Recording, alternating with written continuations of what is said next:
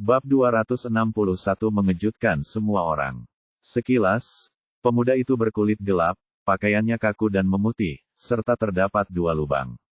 Namun, jika Anda perhatikan dengan cermat, Anda mungkin menemukan detail yang terlewat.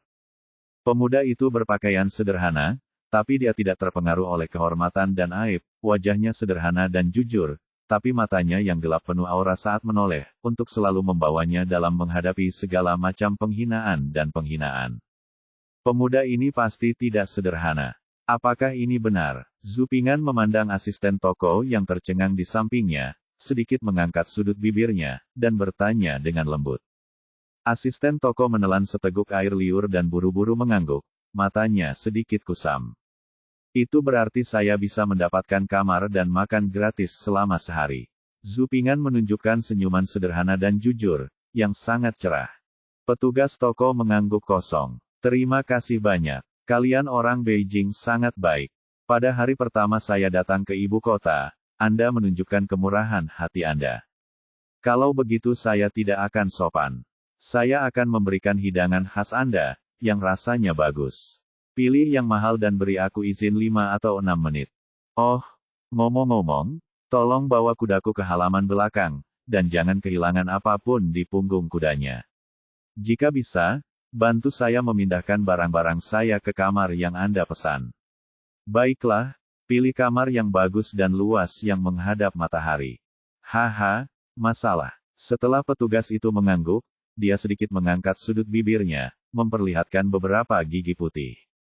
Dia menundukkan tangannya kepada petugas toko dan berkata, "Tolong." Setelah mengatakan itu, Zupingan menemukan sebuah meja. Duduk. Saat ini, petugas toko mengerti mengapa Zupingan berkata, bagaimanapun juga harus dilepas, ketika dia mengikat kudanya ke tiang bendera. Itulah maksudnya sekarang. Melihat pemuda sederhana yang duduk di atas meja, asisten toko tersipu malu hingga dia merasa panas. Ketika Zupingan membaca bait kedua, semua orang di lobi memandang Zupingan dengan cara yang sangat berbeda dari awal. Namun, ketika Zupingan tidak dilindungi undang-undang sama sekali, dia memesan 5 hidangan khas yang mahal di restorannya. Liu Dao meminta petugas toko untuk memindahkan barang-barang ke ruangan yang bagus. Pandangan semua orang terhadap Zupingan berubah lagi. Mengapa saya merasa sangat tidak berharga? Seolah dia belum pernah melihat dunia. Sayang sekali, semua orang memandang Zupingan dengan sedikit rasa jijik. Mereka datang ke penginapan ini untuk mengungkapkan bait tersebut, bukan karena makanan dan penginapan gratis yang dikatakan orang lain, tetapi karena bait tersebut. Saya bahkan tidak memikirkan kamar dan makan gratis sama sekali. Bahkan mereka yang bertemu dengan bait tersebut tidak seperti Zupingan, yang memilih hidangan mahal dan memilih kamar untuk ditinggali. Yang paling bisa mereka lakukan hanyalah memesan sepoci teh harum dan mencicipi teh, dan semuanya dimainkan, termasuk piring dan ruangan. Jangan turunkan seleraku. Gaya seorang pria terhormat, bagaimana bisa ada orang yang sangat mementingkan keuntungan? Zupingan tidak peduli dengan pandangan semua orang. Sebelum makanan disajikan, dia mengambil teko di atas meja, menuangkan secangkir teh ke dalam cangkir, dan menyesapnya sedikit. Dia sedang mencicipi teh. Mungkin kita salah menilai dia. Juga, pada awalnya, pelayan di toko sangat meremehkannya sehingga dia memesan beberapa hidangan mahal. Tinggal di kamar yang bagus juga merupakan hukuman kecil bagi pemilik toko. Pesan makanan dan akomodasi. Niat si pemabuk bukan di bar. Pandangan setiap orang terhadap Zupingan telah mengalami sedikit perubahan. Banyak orang mengambil langkah untuk berteman dengan Zupingan. Saat ini, saya mendengar suara kudong. Kemudian semua orang terkejut melihat bahwa setelah pemuda itu menyesap tehnya, dia meminum semua teh di tangannya sambil meneguknya. Minumlah hal yang sama. Setelah meminum segelas, pemuda itu menuangkan segelas lagi, lalu meminumnya lagi seperti sapi. Ternyata tadi aku bukan sedang mencicipi teh, tapi mencoba melihat apakah tehnya panas. Saya belum pernah melihat dunia. Sayang sekali, sayang sekali. Semua orang tidak bisa menahan diri untuk tidak menggelengkan kepala dan menghela nafas. Mereka yang mengambil langkah untuk berteman dengan Zupingan juga berhenti satu demi satu. Hehehe, Pemuda ini begitu bebas dan santai. Pemuda berpakaian bagus itu menoleh dan berkata dengan lembut kepada pemuda bernama Vincent di sebelahnya sambil tersenyum. Sepertinya kamu. Pemuda bernama Vincent tersenyum tipis. Sementara semua orang di lobi berbisik atau melihat ke arah Zupingan, makanan yang dipesan Zupingan telah disajikan. Kecepatan menyajikan makanan di penginapan ini benar-benar sesuai dengan dekorasi dan spesifikasinya yang sangat mewah. Sepiring bebek panggang, semangkuk kecil kuah manis beserta lalapannya, setumpuk babat goreng, ati goreng, sarang burung walet, sepiring abalon rebus merah, dan sayur tumis sayur luar musim. Mungkin hidangan termahal di sini adalah sayuran hijau tumis sederhana. Pada dinasti Ming, dengan kemajuan teknologi penanaman sayuran, wilayah ibu kota mulai menggunakan rumah kaca untuk menanam sayuran. Menurut catatan literatur, uang gua paling baik ditanam di Yanjing. Tanam di ruang api dan paksa bunga dan daunnya tumbuh, dan buah-buahan kecil akan terbentuk pada awal Februari. Namun biaya produksi sayuran hijau jenis ini yang ditanam di rumah kaca sangat tinggi, dan harga jualnya sangat mahal. Hanya pengusaha kaya dan berkuasa yang bisa menikmatinya, dan hampir tidak mungkin orang awam bisa memakannya musim dingin. Zupingan belum makan apapun sepanjang hari sejak pagi.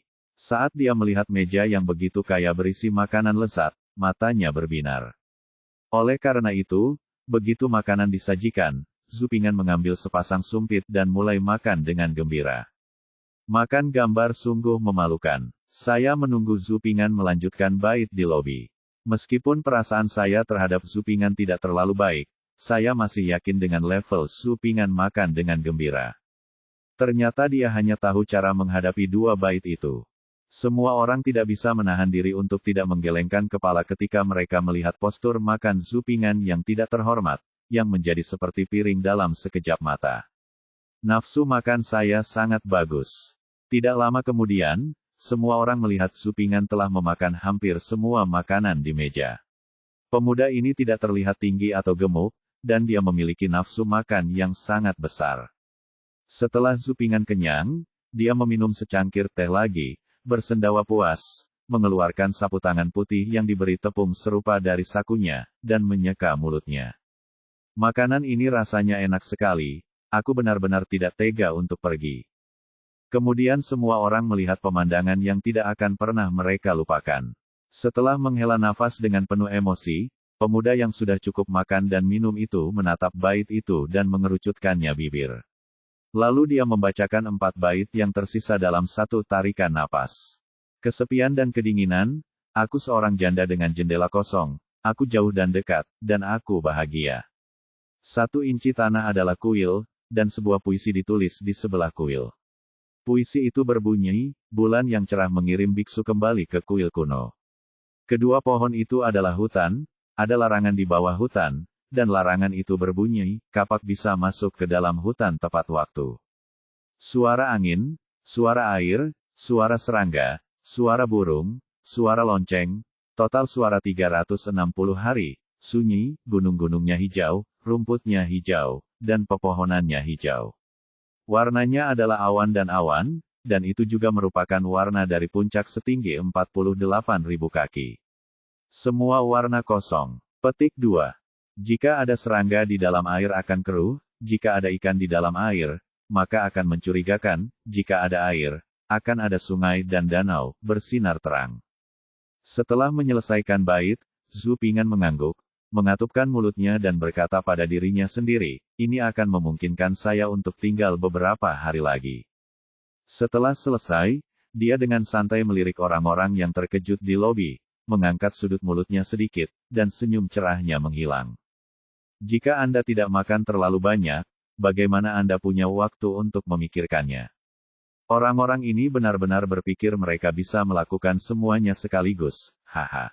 Bab 262, bertemu selebriti lagi. Setelah Zupingan menyelesaikan baitnya, seluruh penginapan menjadi sunyi. 6 pasang bait ini telah digantung di penginapan selama 2 hari, dan hari ini adalah hari ketiga. Rekor terbaik di masa lalu hanya 3 pasang bait. Justru karena itulah banyak sastrawan datang berkunjung satu demi satu yang lain. Datang dan cobalah. Semua orang di lobi berkonsentrasi untuk membayangkan dan berpikir keras, memikirkan untuk memamerkan teman ketiga atau keempat untuk mencuri perhatian. Namun, dalam sekejap mata, rekaman tersebut telah disegarkan, dan hampir mencapai puncaknya, 6 bait, diselesaikan sekaligus, dengan jawaban yang lancar, pada bait pertama, 7 bait kedua diucapkan dalam satu tarikan napas. Namun, tidak ada yang bisa menghubungkan bocah desa Malang itu dengan orang yang membuat rekaman ini. Dalam benak setiap orang yang memecahkan rekor ini pasti berwatak baik dan berpenampilan rapi. Namun ini bukanlah hal yang buruk, pemuda di depannya berkulit gelap, berpenampilan tidak menarik, pakaian lusuh, dan tidak bermoral. Dia baru saja makan, sepertinya dia belum pernah makan selama 8 masa kehidupan. Itu seperti nasi, sangat tidak berharga. Gaya lukisannya sangat berbeda. Untuk sesaat, semua orang tidak bisa menerimanya dan langsung terkejut. Tentu saja ada pengecualian. Misalnya, berikut adalah 2 remaja berpakaian bagus yang bergandengan tangan ke meja zupingan. Yang berjalan di depan adalah seorang pemuda berpakaian bagus, dan yang setengah langkah di belakang adalah yang bernama anak laki-laki zupingan. Keduanya hampir berusia awal 20-an. Di zaman modern ini, mereka baru saja lulus kuliah, dan mereka masih terlihat agak hijau. Saya Zhang Siwei dari Pusu. Ini Wang Shizhen dari Suzhou. Bolehkah saya bertanya siapa nama adik laki-laki ini? Pemuda yang berbicara itu menyebut dirinya Zhang Siwei. Perbatasannya terlihat di jubahnya. Dia memiliki rambut hitam legam. Rambutnya yang tebal diikat dengan jepit rambut giok dari lemak kambing, dan dia adalah pria tampan dengan fitur tampan mata yang tidak bisa diremehkan orang. Pemuda bernama Wang Shizhen di sebelahnya juga seorang yang berbakat, mengenakan jubah seputih salju. Bersih, seolah-olah dia adalah seorang pria rendah hati yang keluar dari puisi, buku, atau gulungan tinta. Sepertinya dia adalah siswa yang berperilaku baik dengan standar yang baik. Saat kedua orang ini datang, Zupingan tidak merasakan apapun. Namun, setelah mendengar perkataan pria bernama Zhang Siwei ini, Zupingan tidak tahan lagi. Zhang Siwei, Wang Shizhen, tidakkah Anda terkejut? Selain Zhao Wenhua, ini adalah orang terkenal kedua atau ketiga dalam sejarah yang saya temui. Dan kedua orang ini tidak kalah dengan Zhao Wenhua. Zhang Siwei adalah asisten kepala dinasti Ming. Dalam sejarah, orang ini berkuasa setelah Zhang Juzheng meninggal. Meskipun orang ini membuang semua kebijakan Zhang Juzheng begitu dia berkuasa, bagaimanapun juga, dia juga adalah ketua menteri. Zupingan sebelumnya telah merangkum Zhang Siwei, yang dapat digambarkan sebagai versi upgrade dari Sima Yi dan Gou Jian. Orang di sebelah Zhang Siwei bernama Wang Shizhen. Meskipun jabatan resminya tidak tinggi, dia jauh lebih terkenal daripada Zhang Siwei. Itu nama pena orang ini. Namun, ketika Zupingan melihat ke arah Wang Shizhen, yang terlihat seperti siswa standar yang baik, dia benar-benar tidak dapat menghubungkan pria ini dengan Lanling Xiao Xiaosheng, yang merupakan penulis buku luar biasa nomor 1 di dunia, Vas Emas Tanda Kali. Saya benar-benar tidak tahu apa yang membuat pembela moral seperti itu menulis buku yang aneh. Tentu saja dalam sejarah, menertawakan Lanling. Xiaosheng juga tidak memiliki bukti jelas untuk membuktikan bahwa dia adalah Wang Shizhen, yang masih kontroversial.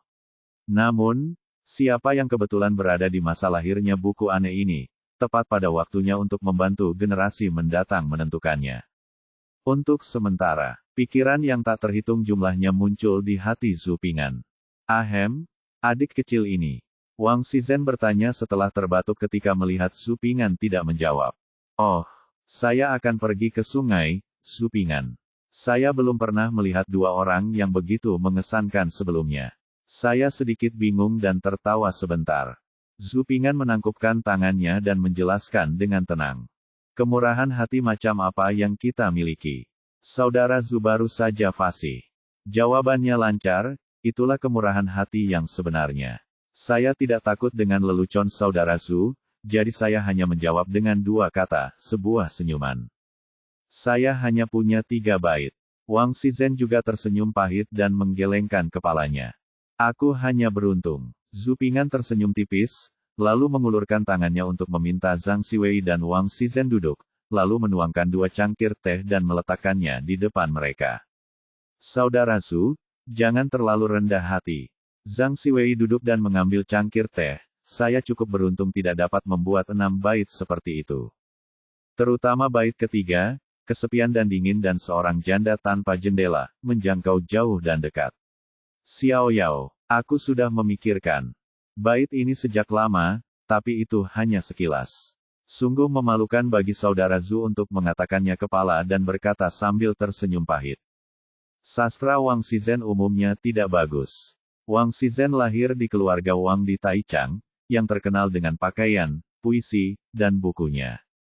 Keluarga Wang merupakan sisa dari keluarga Langyao Wang yang telah ada selama beberapa generasi pada masa dinasti Wei, Jin, Selatan dan Utara. Pada masa dinasti Tang dan Song, keluarga Wang menetap di Tonglu, Zhejiang dinasti Tang, ada Kufeng, gubernurnya, di 5 dinasti, ada Yamen Tuirenhao, di dinasti Song, ada Si Jianjin yang terhormat dari generasi ke generasi. Wang Shizhen, yang lahir di keluarga resmi, menerima pendidikan keluarga yang baik ketika dia masih muda. Orang tuanya mempekerjakan 2 guru yang berpengetahuan luas, Wang Kai dan Luo Jujing, yang merupakan sarjana Jinsi untuk mengajarinya, sehingga dia dapat meningkatkan studinya, dan menjadi tajam dalam pemikirannya. Di antara teman-teman saya, dalam hal sastra dan bakat sastra, dia tidak ada duanya. Sastra dan bakat sastra begitu kuat sehingga Wang Shizhen hanya menghasilkan 3 bait. Namun, Zhu Ping'an membuka mulutnya dan mengucapkan ke-6 bait tersebut. Itu sebabnya Wang Shizhen tersenyum pahit saat mendengar Zhu Ping'an berkata dia beruntung. Mereka bertiga duduk di meja yang sama dan mengobrol sambil minum teh. Zhu Ping'an menjadi akrab dengan mereka berdua sebelum mereka menyadarinya, dan kemudian mereka bertukar nama sepupu. Zhang Xiwei, Zi Ziwei, Wang Shizhen, Zi Yuanmei, memiliki julukan bernama Wenseng. Karena ketika ia masih kecil, ia mengambil sebuah buku dan terus memegangnya sambil menggambar, maka keluarganya memberinya julukan Wenseng. Tentu saja, Zhu Ping'an juga memberitahu mereka sepupunya, Ziu. Setelah mengobrol, kami mengetahui bahwa Zhang Xiwei dan Wang Shizhen memiliki usia yang sama, tetapi Wang Shizhen lahir sebulan lebih awal, dan keduanya sudah saling kenal sejak lama ke ibu kota untuk mengikuti ujian NK bersama-sama. Ketika keduanya mengetahui bahwa Zhu Ping'an juga ada di sini untuk mengikuti ujian NK, ekspresi mereka sangat menarik. Ziu, kamu adalah pemuda yang tangguh. Mereka mengobrol dan mengetahui bahwa Zhu Ping'an baru berusia 14 tahun ini, dan dia datang untuk berpartisipasi dalam ujian ketika dia baru berusia 14 tahun, dia mampu melakukan ini dalam hal ini. Sangat jarang bisa lulus ujian Tongsheng dan ujian provinsi di usia muda ini. Sekalipun mereka berbakat seperti mereka, mereka tetap harus mengatakan bahwa masa depan mereka patut ditakuti. Bab 263 Permainan Klub Kota. Saat senja, untuk menghindari pelanggaran larangan malam, Wang Shizhen dan Zhang Xiwei bergandengan tangan dan setuju untuk membawa Zhu Ping'an mengunjungi ibu kota keesokan harinya. Saat ini, jumlah orang di penginapan jauh lebih sedikit, dan mereka yang tetap tinggal, seperti Zhu Ping'an, juga tinggal di penginapan. Ketika Zhu Ping'an hendak bangun dan naik ke atas, pemilik penginapan memimpin pelayannya. Pemilik penginapan itu adalah seorang lelaki tua berlengan panjang dan menari dengan baik kepada Zhu Ping'an. Tuan muda ini tidak mampu mendisiplinkan dan telah melakukan pelanggaran berkali-kali. Orang tua itu meminta maaf kepada tuan muda atas nama bosnya.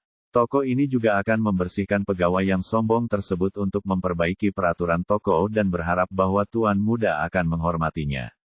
Setelah mengatakan itu, asisten toko di sebelahnya buru-buru meminta maaf kepada Zhu Ping'an, dengan ekspresi seolah-olah ini adalah akhir dunia. Tuan muda, saya masih sangat muda sehingga saya tidak bisa melihat kebenaran. Aku meremehkan orang lain dan memukulmu. Aku akan memaafkanmu jika kamu memiliki banyak orang. Kali ini, tolong. Melihat penjaga toko yang menyerahkan tangannya untuk meminta maaf, dan asisten toko yang tampak seperti akhir dunia, Zhu Ping'an terkejut sesaat, lalu mengangkat bibirnya dan menggelengkan kepalanya sambil tersenyum. Masalahnya sudah selesai. Lagi pula saya tidak mengalami kerugian apapun. Selain itu, Saya mendapat kamar dan makan gratis selama sebulan. Melihat ekspresi apokaliptik di wajah petugas toko ini, dia mungkin harus mengingat pelajaran ini, tidak perlu mengusir semua orang. Jadi, Zhu Ping'an menundukkan tangannya sebagai balasan kepada penjaga toko, menggelengkan kepalanya sedikit dan tersenyum acuh tak acuh, dan dengan ringan melepaskan asisten toko yang menghina di sebelahnya. Berkat tokomu, aku punya tempat tinggal. Terima kasih atas keselamatanku, jadi kenapa aku harus menyinggung perasaanmu? Sedangkan untuk orang ini, hukuman kecil saja sudah cukup. Jika dia membuat kesalahan lagi di masa depan, itu tidak akan terjadi, terlambat untuk mengusirnya. Kata-kata Zhu Ping'an membuat asisten toko di sebelahnya, yang tampak seperti akhir dunia, menghela nafas lega. Dia menatap Zhu Ping'an dengan penuh rasa terima kasih, merasa malu dan menyesal. Tuan muda baik dan baik hati, hal ini jarang terjadi di dunia. Penjaga toko memandang Zhu Ping'an sambil menghela nafas dan mengatakannya dengan tulus. Jika bakat Zhu Ping'an mengejutkan pemilik penginapan di bait tadi, maka kali ini, kelakuan Zhu Ping'an kembali mengejutkan pemilik penginapan itu. Mengapa kamu tidak segera berterima kasih kepada Tuan Muda? Jika Tuan Muda tidak menjadi perantara untukmu, aku akan mengusirmu dari toko. Penjaga toko berbalik untuk memarahi asisten toko di sebelahnya. Terima kasih banyak, Tuan Muda. Saya pasti akan mengubah kesalahan masa lalu saya. Tuan Muda, saya sangat baik. Kepada Anda, saya akan memakai cincin dengan rumput dan tidak akan pernah melupakannya. Dan dia memandang Zhu Ping'an dengan tatapan penuh rasa malu. Terima kasih kepada Zhu Ping'an atas kemurahan hatinya. Pelanggannya adalah Kaisar Langit, jangan lakukan itu lagi di masa depan. Zhu Ping'an menggelengkan kepalanya dengan acuh tak acuh, menepuk bahu asisten toko dan berkata. Pelanggannya adalah Kaisar Langit. Setelah mendengar kata-kata ini, mata penjaga toko di seberang berbinar, dan dia tampak tersentuh, lalu menatap mata Zhu Ping'an. Bahkan lebih menghormati. Zhu Ping'an juga melihat pelayan di toko itu menyesal, jadi dia membantunya berbicara dengan penjaga toko. Toleransi Zhu Ping'an terhadap orang lain bukanlah akomodasi yang tidak berprinsip, juga bukan kesesuaian antara kebaikan dan kejahatan. Namun satukan toleransi terhadap orang lain dengan kritik atas kesalahan, jika lawan bicaranya keras kepala. Saya sendiri tidak memaafkannya. Setelah kejadian ini, petugas toko seakan menjadi orang baru.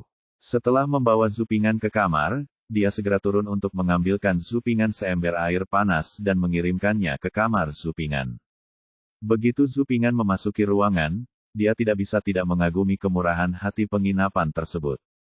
Ruangannya didekorasi dengan balok-balok berukir dan secara kasar dibagi menjadi 3 bagian, yaitu kamar tidur, ruang tamu, dan balkon.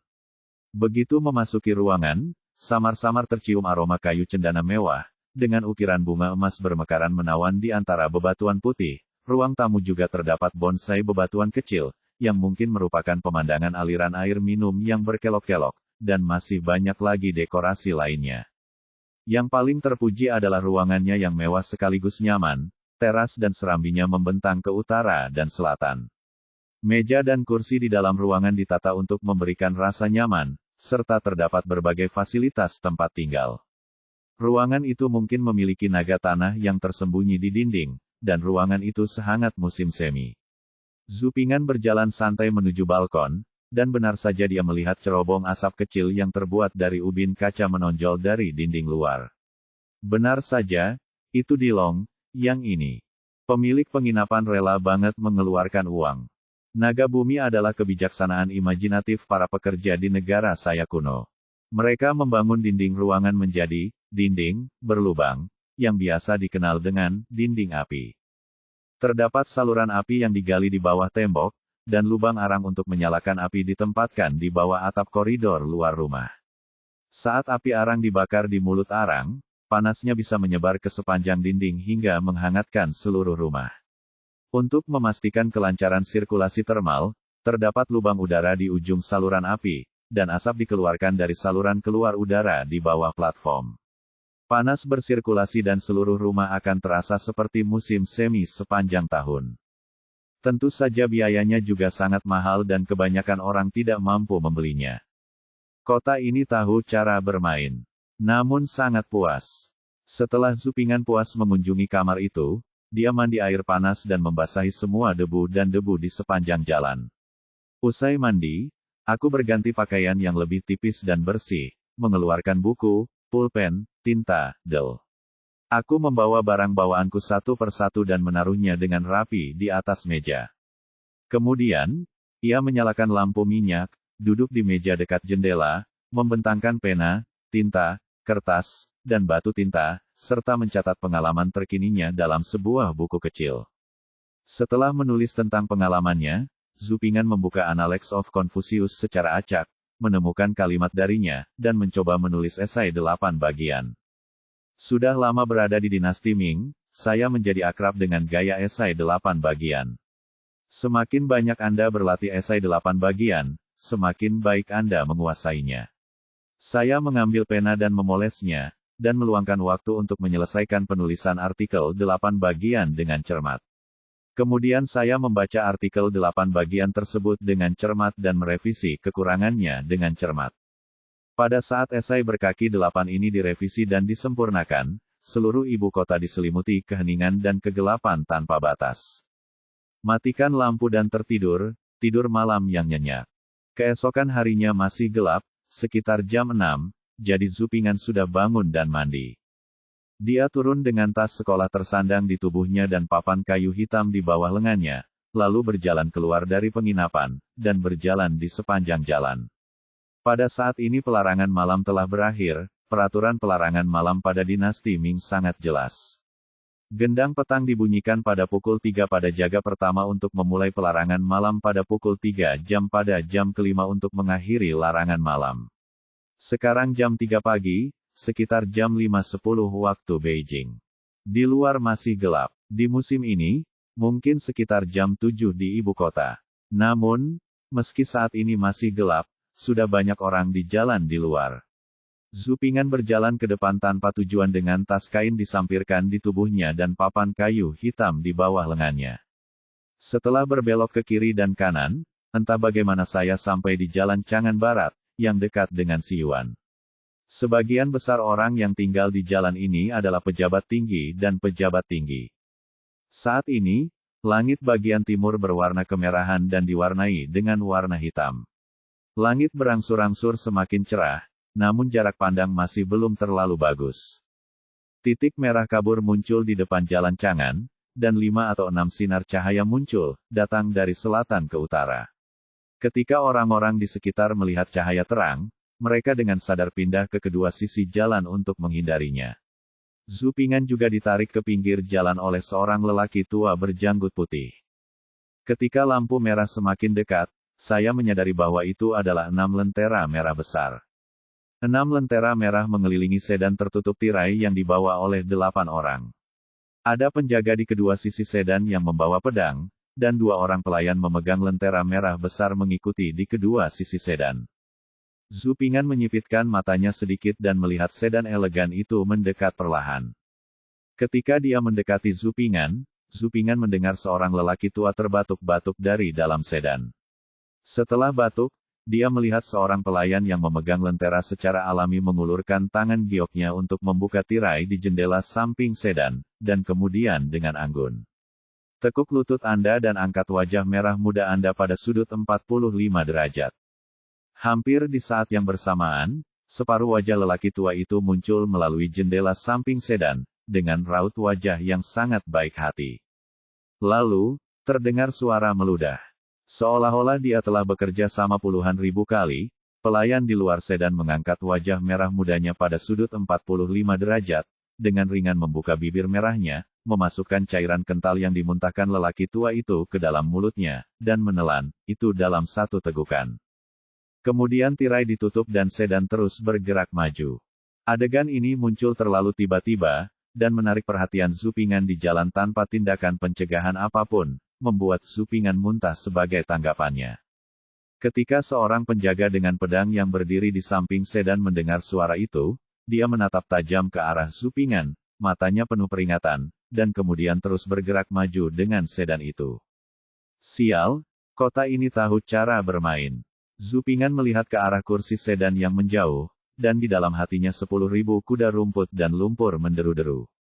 Bab 264 Orang pertama yang pantas dibunuh. Pagi-pagi sekali, Zhu Ping'an sangat terganggu dengan pemandangan ini. Itu konyol, menjijikkan, dan sama sekali tidak sopan. Meski sedannya sudah pergi, rasa jijik Zhu Ping'an tidak berkurang sama sekali. Setiap kali memikirkan kejadian tadi, dia merinding. Sial, siapa lelaki tua ini?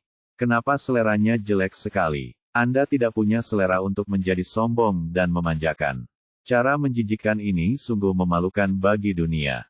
Menyebarkan kebencian adalah tindakan yang sangat buruk. Perilaku ini sebanding dengan Si Chong di dinasti Jin Barat yang membujuk para wanita cantik untuk minum anggur. Dikatakan bahwa setiap kali Si Chong mengundang tamu untuk minum, dia sering meminta wanita cantik untuk menuangkan anggur untuk membujuk para tamu-tamu menolak untuk minum. Dia akan meminta penjaga untuk membunuh wanita cantik itu. Tentu saja, dia tidak mati dengan baik pada akhirnya dan dibunuh oleh 3 suku barbar. Saat lelaki tua ini meludah, dia harus meminta pelayannya untuk meludahkannya kembali. Jika dia menganiaya orang seperti ini, hasilnya mungkin tidak lebih baik dari Si Chong. Jika Anda tidak percaya, lihatlah dan lihat siapa yang Tuhan selamatkan. Kamu tidak akan hidup jika kamu melakukan sesuatu yang salah. Zhu Ping'an melihat ke arah sedan yang pergi, menggelengkan kepalanya sedikit, dan mendesah pelan. Begitu Zhu Ping'an selesai berbicara, lelaki tua di sebelahnya yang dengan baik hati menarik Zhu Ping'an ke pinggir jalan menjadi pucat karena ketakutan. Set, kamu tidak ingin mati, anak muda. Orang tua itu menarik lengan baju Zhu Ping'an dengan kuat, dan berkata kepada Zhu Ping'an dengan gugup dan serius, itu Tuan Yan Ge. Jika penjaga pabrik mendengar laporan itu, laporkan kepada Zhu Ping'an. Bahkan jika Anda memiliki 10 nyawa, Anda tidak akan bisa membunuh Tuan Yan Ge. Petik 2. Itu lagu Yan, ketua menteri kabinet yang memiliki semua kekuasaan di pemerintahan dan oposisi, satu orang lebih rendah dari 10.000 orang. Zhu Ping'an mendengar kata-kata itu dan melihat ke arah kepergian sedan itu. Pantas saja, ternyata lelaki tua itu adalah Yan Song. Ya, kalau dipikir-pikir, inilah Fragrance Pitun, yang terkenal dalam sejarah dikatakan bahwa ciptaan asli ini adalah putranya yang bermata satu, Yan Xifan. Diciptakan oleh Yan Donglou, ia memiliki sejarah keluarga yang mendalam. Tapi kalau dipikir-pikir, lelaki tua ini masih punya waktu lebih dari 10 tahun untuk mengendalikan angin dan hujan, dan itu agak menyakitkan. Hei, anak muda, bukankah kamu berpikir terlalu keras? Ketika lelaki tua itu melihatnya, Zhu Ping'an mengangkat kepalanya dan melihat bagian belakang sedan Yan Song yang berisi 8 orang. Dia mengira Zhu Ping'an punya pikiran buruk apa yang ada di sana. Dia memperingatkan dengan suara rendah. Ada orang yang ingin membunuh beberapa hari yang lalu, dan mereka masih berkeliaran di luar gerbang kota. Jangan biarkan pikiranmu sampai padamu. Perhatikan saranku, kamu masih muda. Itu lebih baik mati daripada hidup. Jangan biarkan pikiranmu menguasaimu. Oh, ternyata itu Yan Shoufu. Tidak heran dia begitu anggun. Zhu Ping'an menoleh untuk melihat lelaki tua itu, meringkuk bibirnya, dan mengatakan sesuatu yang berarti, suaranya tidak pelan. Kamu, dunia sedang menurun. Setelah mendengar kata-kata Zhu Ping'an, lelaki tua itu menatap Zhu Ping'an dengan tidak percaya, seolah-olah dia buta dan mengira anggota partai yang tegas adalah anggota partai yang bersih dengan paksa. Dia pergi ke utara dengan tangan di belakang punggungnya. Zhu Ping'an memandangi punggung lelaki tua itu yang pergi, tetapi dari sudut matanya melihat sosok di sebelahnya yang awalnya mendekatinya dan kemudian berbalik, lalu dia menghela nafas lega. Saat Yan Song bepergian, dia hanya akan menjadi penjaga umum. Pasti ada penjaga rahasia berpakaian preman. Orang yang mendekatinya barusan pasti tergerak oleh pandangan penjaga di sebelah sedan Yan Song, jadi dia mendekatinya dan mengambil lihat. Apakah Anda keberatan dengan Yan Song? Ketika dia mendengar dirinya berkata bahwa Yan Song sangat anggun, pria itu menghilangkan keraguannya tentang dirinya dan pergi. Untungnya, pria ini tidak mendengar kata-katanya tentang, itu salahnya sendiri. Jika dia tidak berpikir untuk menebus kesalahannya dengan kata-kata tepat waktu, dia mungkin akan diajak makan kayu lapis. Zhu Ping'an mengenakan tas sekolah selempang. Melanjutkan maju dengan papan tulis di antara mereka, melewati jalan lain, dia berbelok dan melanjutkan menyusuri jalan lain. Jalan ini sebagian besar bersifat komersial, dengan bar, kedai teh, dan toko yang terus datang dan pergi. Hari semakin cerah, dan orang-orang sudah datang dan pergi ke jalanan. Melihat papan tulis yang dipegangnya, Zhu Ping'an tersenyum sendiri. Sepertinya dia mungkin akan berlatih kaligrafi di kamarnya mulai sekarang. Ada banyak restoran dan kedai sarapan di jalan ini, dan semuanya terasa sangat enak. Anda bisa mencium aroma berbagai makanan lezat sambil berjalan di jalan, hanya karena pemandangan dengan tempolong yang harum di pagi hari, Zhu Ping'an tidak memiliki nafsu makan sama sekali. Dia dapat memikirkan pemandangan itu tidak peduli apa yang dia lihat, sehingga dia tidak memiliki nafsu makan sama sekali. Saat dia bersiap untuk kembali ke penginapan, Zhu Ping'an mendengar komentar tentang urusan kenegaraan, yang membuat Zhu Ping'an menghentikan langkahnya dan berjalan ke sebuah restoran sarapan. Setelah memasuki restoran, Zhu Ping'an memesan semangkuk bubur dan lauk pauk, lalu duduk di depan meja dan memperhatikan percakapan orang-orang di meja sebelahnya. Hanya ada 2 orang di meja sebelah mereka. Namun kedua orang ini tidak biasa dalam pakaiannya. Salah satunya mengenakan setelan ikan terbang dan memegang kipas lipat di tangannya, namun tidak konsisten sama sekali. Pria itu terlihat anggun dan berusia 40-an. Usianya lebih dari 1 tahun dan sepertinya dia telah membaca puisi dan buku, tapi entah kenapa, dia mengenakan setelan ikan terbang yang melambangkan status Jin Yiwei. Setelan Feiyu ini bukanlah sesuatu yang bisa dikenakan oleh Jin Yiwei biasa. Itu harus memiliki peringkat tertentu. Pria di sebelah pria ini mengenakan seragam biru dan hitam. Bahannya sangat bagus. Dia memakai pisau pegas berkarat di pinggangnya. Di atas meja untuk mereka berdua ada sepiring besar ayam panggang suwir tangan, sekantong roti kukus, 2 lauk pauk yang lezat, dan sebotol anggur. Keduanya masing-masing memegang semangkuk wine yang tumpah di atas meja, dan sambil minum, mereka membicarakan kejadian terkini. Terutama pria parubaya berjas Feiyu menjadi semakin bersemangat setelah minum. Kemarin, hidup Tuhan mengeluarkan perintah untuk membunuh Qiyu Luan menurut hukum, yang sungguh memuaskan. Pria dengan kantong anggur dan kantong beras ini juga layak disebut Markis dari Xianing.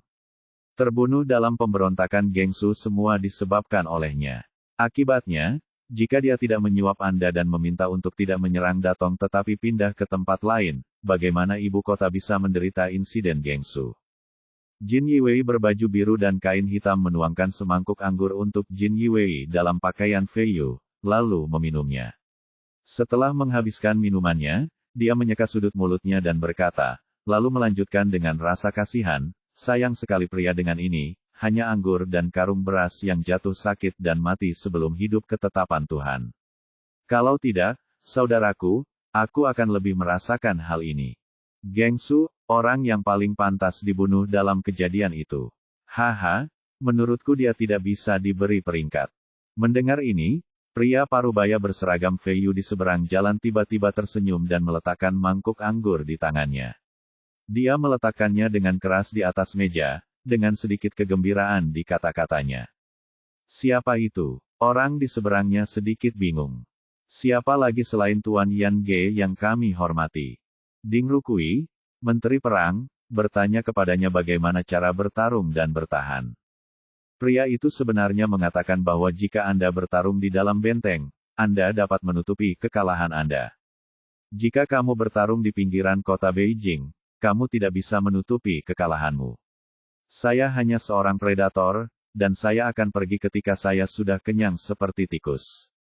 Jadi semua jenderal berdiri teguh dan tidak melawan, jadi saya membiarkan tentara bebas menjarah. Setelah diganggu selama 8 hari, dia pergi secara besar-besaran.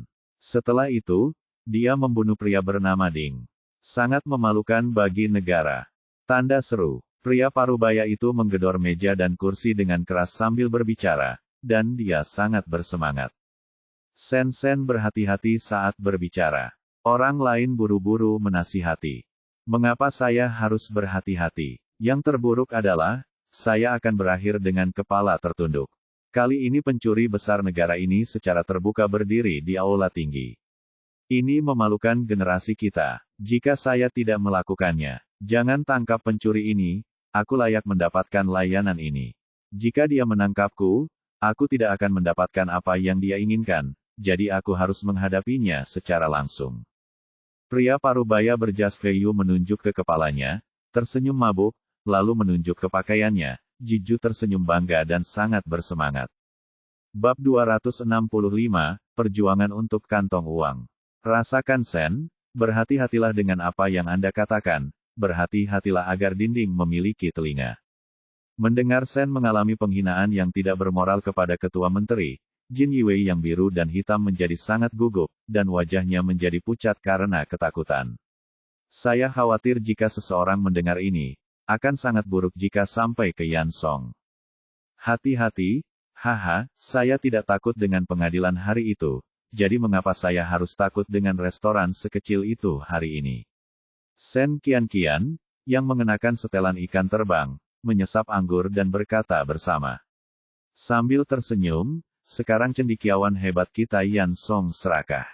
Masalah seksualnya telah mencapai akhir hidupnya, dan hatinya yang kikuk dan dangkal sama kerasnya dengan batu. Bagaimana dia bisa tergerak oleh beberapa kata? Berpengalaman, Jin Yiwei yang biru dan hitam teringat akan pencapaian besar rekannya 2 tahun lalu. Saat itu, di depan semua pejabat sipil dan militer, dia memukuli Xia Sangsu karena dia mengatakan bahwa orang dewasa tidak boleh mengatakan yang sebenarnya kecuali sedikit saja. Pejabat itu berkata, "Hai sayang, itu Menteri Kementerian Personalia yang membidangi promosi. Sudah terlambat bagi saya untuk menyanjungnya.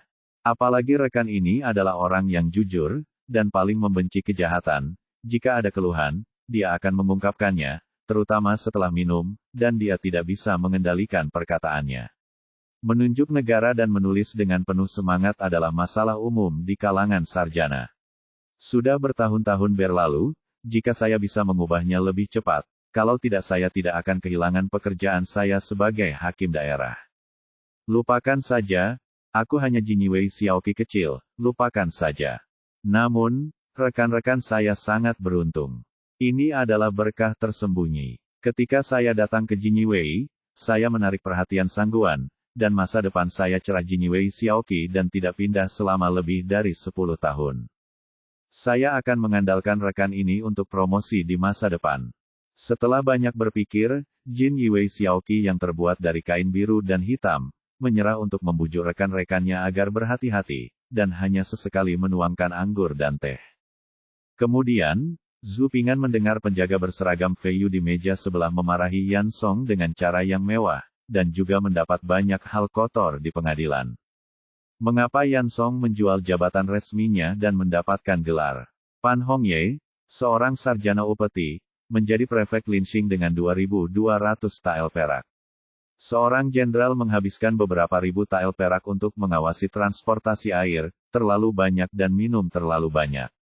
Di meja, dikatakan bahwa istana kekaisaran tidak lebih kaya dari saya.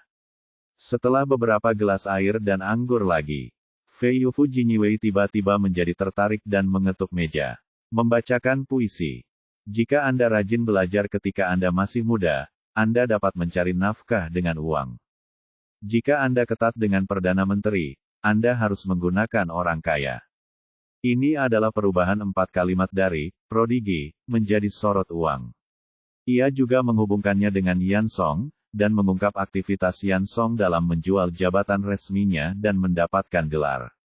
Setelah mengganti lagu ini, Fei Yufu Jin Yiwei belum sepenuhnya puas, jadi dia mengambil toples wine dengan satu tangan. Dia menuangkan mangkuk untuk Jin Yiwei biru hitam di seberangnya, lalu menuangkan mangkuk lain untuk dirinya sendiri, mengambil 2 teguk besar, lalu mengisi anggur lagi, meminum semuanya dalam satu tegukan, lalu menepuk meja, dan kemudian begitu dia membacakan puisi. Kaisar menghargai kekuasaan dan tokoh terkemuka, dan artikel mengajari Anda. Segala sesuatu memiliki kualitas yang lebih rendah, hanya Feng Yan yang tinggi. Ini adalah sindiran bahwa betapapun bagusnya artikel itu, tidaklah sebaik itu sebagai Yan Song yang menyanjung. Hanya dengan menyanjung kepala Yan dia bisa dipromosikan dan menghasilkan banyak uang. Zhu Ping'an duduk di depan meja, menggunakan sumpit untuk menggaruk bubur dan lauk pauk di atas meja, mendengarkan penjaga berseragam Feiyu memarahi Yan dengan cara yang mewah. Tegak, cemburu pada kejahatan sama besarnya dengan kebencian. Saya juga mengagumi penjaga berseragam ikan terbang ini. Namun, dari kesombongan dan kekerasannya saat minum, kita juga bisa mendengar rasa lain. Dia lebih jujur daripada fleksibel, dia membenci kejahatan sama seperti dia membencinya, tapi dia juga sedikit sombong. Ngomong-ngomong, apa gunanya memarahi Yan Song di restoran kecil ini? Untuk memperingatkan ular itu, namun sangat mungkin digigit ular, dan juga sangat mungkin menimbulkan bencana. Sayang sekali jika hal itu benar-benar menarik perhatian pengikut Yan Song. Bagaimanapun, seorang pejuang yang kuat. Oleh karena itu, meskipun saya mengaguminya, saya juga khawatir dengan penjaga berseragam Feiyu ini. Tepat ketika Jin Yiwei yang berjas Feiyu hendak menarik kursinya dan banyak mengumpat, terdengar suara berisik di luar restoran, seolah-olah dua orang sedang berdebat tentang sesuatu. Jin Yiwei dari Feiyu benar-benar membenci kejahatan sama seperti dia membencinya. Mendengar suara bising di luar, dia berhenti memarahi Yan Song dan mulai berbisnis. Dia mengambil kipas lipat di atas meja dan berdiri dan berjalan keluar pintu. Jin Yiwei lainnya dengan pakaian biru dan hitam juga berdiri, mengambil pisau pegas berkarat di atas meja, dan berjalan keluar pintu bersama Jin Yiwei dengan pakaian Feiyu. Melihat Jin Yiwei semuanya sudah keluar, semua orang yang awalnya takut dengan kedua Jin Yiwei dan tidak berani keluar untuk menyaksikan keseruan pun mengikuti kedua Jin Yiwei keluar. Zhu Ping'an meletakkan 10 sen di atas meja dan mengikuti kerumunan sampai ke pintu. Harga di ibu kota 3 kali lebih tinggi daripada harga di desa Xiahe. Ketika saya berjalan keluar pintu, saya melihat dua orang saling tarik-menarik dengan wajah merah di luar. Salah satu dari mereka berpakaian cerah, namun pakaiannya sedikit kusut. Ia memiliki sepasang mata bunga persik yang ramping, namun rongga matanya cekung dan lingkarannya berwarna hitam, seolah-olah ia belum istirahat tadi malam. Orang ini sedang menggendong seorang pemuda yang mengenakan pakaian yang sangat lusuh. Dia benar-benar lusuh. Pakaiannya tidak pas dan agak terlalu pendek. Pergelangan tangan dan pergelangan kakinya terbuka tangannya. Saya jelas memiliki 6 tael perak di dompet saya, mengapa saya hanya memiliki 3 tael perak yang tersisa sekarang? Pria berpakaian cerah itu memegang dompet hijau di tangannya dan menanyai pemuda lusuh itu dengan agresif. Lengan anak laki-laki itu erat-erat. Yang kuambil hanyalah 3 tael perak. Pemuda lusuh itu membela dengan ekspresi sedih dan marah. Tidak, jelas kamu yang salah paham dengan 3 tael perak. Jika kamu tidak memberikannya kepadaku, aku akan membawamu menemui petugas. Jika kamu mengatakan kamu mencuri perakku, kamu tidak peduli apakah kamu mencurinya, untuk dirimu sendiri. Kami di ibu kota punya uang sebanyak langit. Tuan, meskipun kulitmu mekar, kamu tetap harus membayarku kembali. Pria berpakaian cerah itu mencengkeram pemuda itu dengan erat, seolah-olah dia sedang menyeretnya, untuk menemui seorang pejabat. Saat pria itu berbicara, dia mendongak dan melihat penjaga bersetelan ikan terbang dan penjaga berpakaian biru dan hitam keluar dari restoran. Jadi, laki-laki berpakaian cerah itu mencengkeram erat anak laki-laki lusuh itu, menariknya ke depan penjaga berseragam Feiyu, berlutut di tanah dengan bunyi gedebuk, menunjuk ke arah anak laki-laki lusuh di sebelahnya dan menuduh. Kamu punya keluhan, tolong tuan. Ming Jing. Penjaga berseragam Feiyu menyipitkan matanya sedikit, memandang mereka berdua, dan bertanya, apa keluhan Anda? Saya baru saja mengambil 6 tael perak dari rumah tadi malam untuk melakukan sesuatu, tapi saya kehilangannya dalam perjalanan. Kantong uang diambil oleh orang ini. Setelah pengejaran Xiao, orang ini mengembalikan kantong uang tersebut, tetapi hanya ada 3 tael perak di dalam kantong uang ini adalah uang hasil jerih payah saya. Tolong buatkan keputusan untuk saya. Pria berpakaian cerah itu berlutut di tanah dan mengeluh sambil menangis. Pemuda lusuh itu gemetar setelah mendengar tuduhan dari pria glamor itu, dan suaranya penuh amarah. Kamu kasar sekali. Aku mengambil kantong uang di sini dan menunggu di sini hampir sepanjang hari. Melihat kamu sepertinya sedang mencari sesuatu yang hilang, aku menghentikanmu dan menanyakan apa yang kamu cari. Kamu bilang kamu sedang mencari kantong uang. Saya akan mengembalikan kantong uang itu kepada Anda. Hanya ada 3 tael perak di dalam kantong uang. Siapa yang akan memberi Anda 3 tael perak? Bersambung.